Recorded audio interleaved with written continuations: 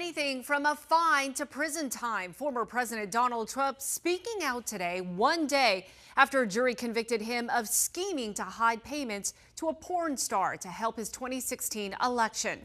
Good afternoon, and thanks so much for joining us for 12 News at 4. I'm Tram Mai. Now, all eyes are looking ahead to the impact on this November's election. NBC's Alice Barr is joining us live from Washington with reaction from both political parties. Alice?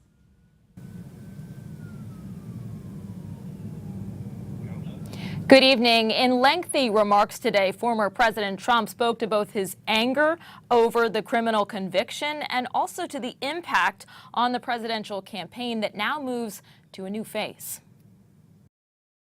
With the weight of a conviction on 34 felony counts hanging over him, former President Trump today slamming the verdict, the judge, and the process, vowing to appeal what he calls a political prosecution. It was a rigged trial. We wanted a venue change where we could have a fair trial.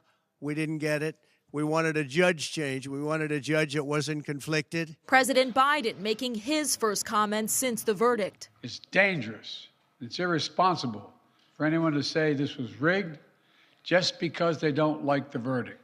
The justice system should be respected, and we should never allow anyone to tear it down. In a speech that touched on policy and personal grievances, Mr. Trump adamantly denied wrongdoing and addressed why he never testified, despite publicly saying he wanted to. If it were George Washington, don't testify, because he'll get you on something that you said slightly wrong. Republican allies rallying to the presumptive GOP nominee's defense. House Speaker Mike Johnson predicting the conviction will be overturned. I do believe the Supreme Court should step in. Obviously, this is totally unprecedented, and it's dangerous to our system. The Trump campaign saying a surge of post-verdict donations crashed their fundraising site. I think this is going to actually help Trump because the people that were maybe undecided and more middle of the road probably see this as a political persecution. To me, it's justice. It's obvious. This is how our judicial system works. The Biden campaign accused Mr. Trump of sowing chaos, saying, quote, "This man cannot be president of the United States." The verdict's true fallout now up to voters.